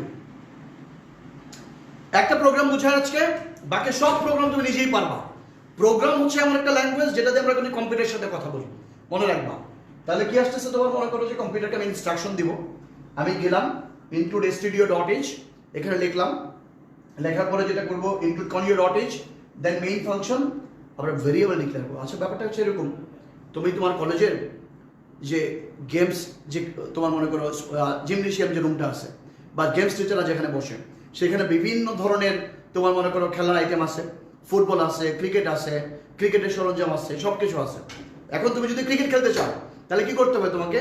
তোমার ক্লাস টিচারের কাছ থেকে অনুমতি নিতে হবে যে আজকে আমরা টিফিনের পরে ক্রিকেট খেলতে চাই।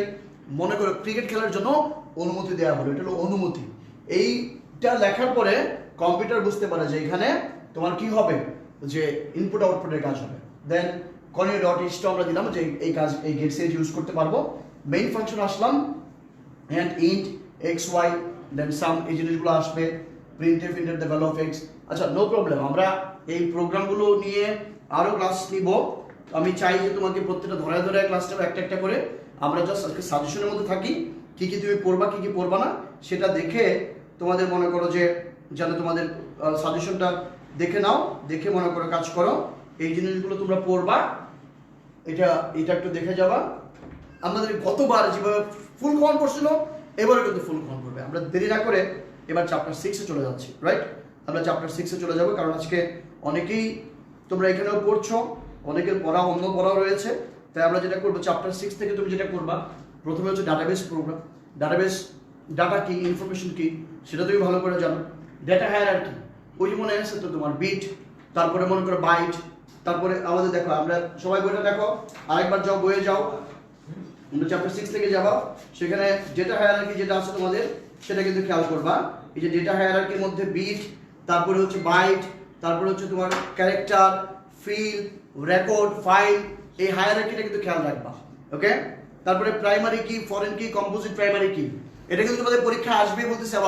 আবার বলতেছি, প্রাইমারি কি, তোমার ফরেন কি, কম্পোজিট প্রাইমারি কি, এটা খেয়াল রাখবা। প্রাইমারি কি হচ্ছে কোনো একটা টেবিল বানাইলা, এই টেবিলের মধ্যে এমন একটা ফিল্ড বা কলমের নাম, মনে করো সে ফর এক্সাম্পল তোমার কলেজে গেলা, তুমি সেটা হতে পারে আদমজি, হতে পারে রাজু, হতে পারে পিআইএসসি নির্জন। তুমি সেখানে গেলা, যে বললা যে মনে করো যে সাদিয়াকে ডেকে দেন। এখন আসলে কোন সাদিয়াকে ডাকবো? সাদিয়া কি সকালের নাকি বিকালের নাকি বাংলা মিডিয়ামের নাকি ইংলিশ ভার্সনের? এরকম তো অনেক সাদিয়া থাকতে পারে, বা এ সেকশন নাকি বি সেকশন নাকি সি সেকশন, সায়েন্স নাকি আর্টস নাকি কমার্স। কিন্তু যদি বলা হয় যে এই রোল নাম্বারটা যার তাকে ডেকে দেন, তাহলে দেখবে একটা রোল নাম্বার দিয়ে কিন্তু তুমি সাদিয়াকে বের করে ফেলতে পারতো, রাইট? পুরো কলেজ থেকে। তাহলে এটা একটা primary key. Primary key is one kind of key field by which we can identify a record uniquely, তাই না? এক প্রকার কি ফিল্ড যা দ্বারা কোনো একটি রেকর্ডকে ইউনিকলি, অদ্বিতীয়ভাবে তুমি কিন্তু আইডেন্টিফাই করতে পারো। দিস ইজ প্রাইমারি কি। এবার ফরেন কির কথা চিন্তা করে দেখো, ফরেনার কাকে বলে? এক দেশের নাগরিক যখন অন্য দেশে যায় সেটা ফরেনার। তাহলে এক টেবিলের প্রাইমারি কি যখন অন্য টেবিলে বসে, সেই টেবিলে এই প্রাইমারি কি কি বলা হয়, ফরেন কি বলা হয়। তুমি যদি তোমার বইটা দেখো তুমি ইজিলি বুঝতে পারবা। কম্পোজিট প্রাইমারি কি কি, অনেক ক্ষেত্রে মনে করো এমন একটা টেবিল থাকে বা এমন একটা ঘটনা ঘটে যে একটি মাত্র কি ফিল্ডের মাধ্যমে ডাটাকে ইউনিকলি আইডেন্টিফাই করা যায় না, তখন কি করতে হয়? আরো একটা কি ফিল্ডের সাহায্য নিতে হয়। সে ফর এক্সাম্পল মনে করো মাসুদ স্যারকে ডেকে দেন। এখন তোমার কলেজে মাসুদ স্যার ফিজিক্সও পড়ায়, মনে করো ফিজিক্সের মাসুদ স্যার আছে, কেমিস্ট্রির মাসুদ স্যার আছে, আইসিটির মাসুদ স্যার আছে। তাহলে তুমি যদি মাসুদ স্যারকে ডেকে দেন আইসিটির, তার মানে নামের মধ্যে মাসুদ স্যার, সাবজেক্টের মধ্যে আইসিটি, এটা যদি বলো দুইটা মিলে একটা হচ্ছে না, এরকম দুই বা ততোধিক ফিল্ড মিলে যখন একটা আসবে সেটাকে বলে কম্পোজিট প্রাইমারি কি। এই জিনিসটা পড়ে নিবা। তারপরে কি আসে দেখো, তোমার ডেটাবেস ম্যানেজমেন্ট সিস্টেম কি, এর ব্যবহার। সবচেয়ে বড় জিনিস আসবে কি জানো, তোমার রিলেশন কত প্রকার। ওই যে তোমার মনে করো দুইটা টেবিলের মধ্যে শর্ত, যে তোমাকে দুইটা টেবিল দিবে, দিয়ে বলবে এই দুইটা টেবিলের মধ্যে কি রিলেশনশিপ তৈরি করা সম্ভব? তুমি বলবা হ্যাঁ বা না। যদি দেখো যে দুইটা টেবিলের মধ্যে একটা কমন প্রাইমারি কি আছে, তাহলে কি আসবে? সেটা হচ্ছে রিলেশনশিপ তৈরি করা সম্ভব। আমার একটু জানাও তো, দুইটা টেবিলের মধ্যে রিলেশনশিপ তৈরি হয় এরকম কি কি শর্ত আছে, একটু জানাও আমাকে। দুইটা টেবিলের মধ্যে রিলেশনশিপ হওয়ার শর্ত আমি জানতে চাই, কে কে বলতে পারবা? খুব শীঘ্র আমাকে জানাও কিন্তু। দুইটা টেবিলের মধ্যে রিলেশনশিপ হওয়ার শর্তগুলো কি কি? বা এই যে আমাদের রিলেশনাল ডাটাবেস ম্যানেজমেন্ট সিস্টেম আছে, সেখানে যে রিলেশন তৈরি করা হয় শর্তগুলো কি? ওকে, আমরা দেখি। সেখানে শর্ত হচ্ছে তোমার দুইটি টেবিলের মধ্যে একটি কমন ফিল্ড থাকতে হবে মাস্ট। আবারও বলছি, দুইটি টেবিলের মধ্যে একটি কমন ফিল্ড থাকতে হবে মাস্ট, এবং কমন ফিল্ডে ডাটা টাইপ সেম হইতে হবে, এটা খেয়াল রাখতে হবে। এবং তোমার মনে করো কি করতে হবে, সেম হতে হবে, ফিল্ড সাইজও সেম হইতে হবে, এবং দুইটা টেবিল খোলা থাকতে হবে, ওপেন থাকতে হবে, দুইটা ফাইলই খোলা থাকতে হবে। এই রিলেশন কয় প্রকার? 1 to 1, 1 to many, many to 1, many to many। আশা করি সেকেন্ড ইয়ারে পড়ো, 2 দিন পরে পরীক্ষা দিবা। এই ক্লাসটা তো শুধুমাত্র তোমাদের পরীক্ষার্থীদের জন্য, সো এই জিনিসটা কিন্তু জানো, সময় নষ্ট না করে এই 1 to 1, 1 to many, many to 1, many to many, এখান থেকে কিন্তু একটা কোশ্চেন আসবে মাস্ট।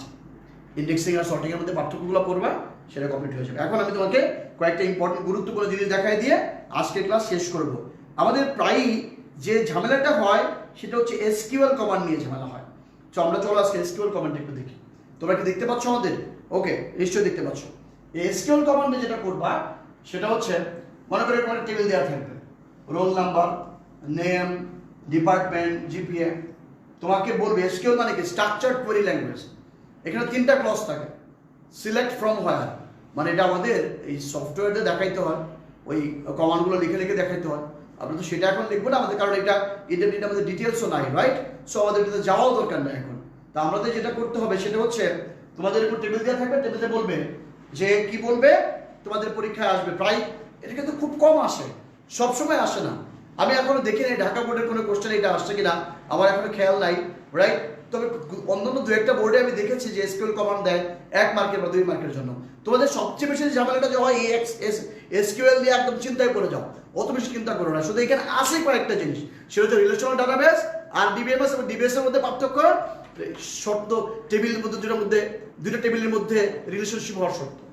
এখানে দেখো, এই যে স্টুডেন্ট টেবিলটা ছিল, শুধুমাত্র সায়েন্সের শিক্ষার্থীদের রোল এবং নেম ফিল্ড প্রদর্শনের জন্য এসকিউএল কমান্ড দেখো। তাহলে খেয়াল করো কি কি চাচ্ছ, এইখানে রোল আর নেম চাচ্ছ। তাহলে সিলেক্ট রোল আর নেম। সিলেক্ট দ্বারা ফিল্ড সিলেক্ট করা হয়। ফ্রমটা হচ্ছে টেবিলের নাম বোঝায়। ফ্রম দ্বারা কি বোঝায়? টেবিলের নাম। From where department equal to science. তার মানে তুমি এই টেবিলে যখন এই জিনিসটা দিবা, অর্থাৎ এই কমান্ডটা যখন লিখবা, তোমার আউটপুটটা এরকম চলে আসবে। অর্থাৎ যারা সায়েন্সে পড়ে সেটা তুমি পেয়ে যাবে। এইভাবে করে মনে করো, তারপরে তোমার বিভিন্ন কমান্ড আছে, তুমি একটা একটা করে কমান্ড একটু দেখতে পারো, দেখে একটু স্ক্রিনশট নিয়ে নাও। এই পরে এই কমান্ডটা তুমি দেখবা, তোমার কাছে অনেক ইজি লাগবে। আমি এগুলো অনেকগুলো কমান্ড আছে, একটা একটা কমান্ড আমি এসকিউএল একটা আলাদা ক্লাস নিব। আমি তোমাদের কথা দিচ্ছি, গতকালকে আমাদের প্রাকৃতিক দুর্যোগ কোনো একটা কারণে আমরা ক্লাসটা নিতে পারিনি, পরে ক্লাসে আসতে পারিনি, বাট আমাদের কিন্তু ক্লাস কিন্তু এখন থেকে হবে রেগুলার। আমরা ঘরে বসে, বাসায় বসে বসে কিন্তু আমরা পড়বো। সো এসকিউএল কমান্ডগুলো একটু দু একটা পড়বা, একটু টেনশন না করলে চলবে। তাহলে ফাইনালি যদি আমি এখন আসি, চ্যাপ্টার 4 থেকে কি পড়বা? টেবিলের স্ট্রাকচার বাদ দিবা না, স্ট্যাটিক ওয়েবসাইট, ডায়নামিক্স ওয়েবসাইট পড়বা, ইমেজ ট্যাগটা ভালো করে দেখবা, টেবিল দেখবা। Chapter 4 complete. ছোটখাটো যে সংখ্যাগুলো আছে যেগুলো বলছি সেগুলো পড়বা। চ্যাপ্টার 5 এত বেশি ঘাবড়ানোর কারণ নাই। নর্মাল যে লিপিয়ারের প্রোগ্রামটা আমি গত ক্লাসে করিয়ে দিয়েছি, তোমাদের একটা লিপিয়ারের প্রোগ্রামও আছে। তুমি আমাদের 10 মিনিট স্কুলের ওয়েবসাইটে যে দেখতে পারো, লিপিয়ারের প্রোগ্রামটা ডিটেলস করে দেওয়া আছে। সেই লিপিয়ারের প্রোগ্রাম, সেলসিয়াস থেকে ফারেনহাইট, ফারেন থেকে সেলসিয়াসের প্রোগ্রাম, অ্যাভারেজ বের করার প্রোগ্রাম, যোগ বিয়োগের প্রোগ্রাম তো তুমি পারোই। 3টি সংখ্যার মধ্যে বড় সংখ্যা নির্ণয়ের যে প্রোগ্রামটা আছে, ইফ এলস, এলসি ব্যাপারটা এবার কিন্তু আমি বলছি তোমাকে যে গতবার যদি হোয়াইল ডু হোয়াইল দিয়ে প্রশ্ন আসছে, এবার ইফ এলস দিয়ে কিন্তু প্রশ্ন আসতে পারে। হয়ে গেল, সেখান থেকে পড়তে পারো। অ্যান্ড দেন ফাইনালি তুমি কি করবে? ডাটাবেস থেকে একটা প্রোগ্রাম করো। ডাটাবেসে কয়েকটা জিনিস আছে, ডাটা কি, ডাটাবেস কি, ডাটা এবং ইনফরমেশনের পার্থক্য কি, তোমার RDBMS এবং তোমার DBMS এর মধ্যে পার্থক্য কি, ব্যবহার কি, এগুলো তুমি ইজিলি পারো, রাইট? সো আশা করি তোমরা এই জিনিসগুলো সবাই একটু দেখে যাবা, ভালো করে পড়বা। এইভাবে প্রতিদিন আরো কি কি টপিকে তুমি ক্লাস চাও আমাদের জানাও, আমরা খুব শীঘ্রই প্রত্যেকটা জিনিস দেখে দেখে তোমাদের ক্লাস দিব এবং তোমাদের জন্য আরো সহজ হয়, সুন্দর হয়, সেই চেষ্টাটা আমরা করছি। বা কোথাও যাবা না, বাসায় বসে মনোযোগ সহকারে পড়াশোনা করবা।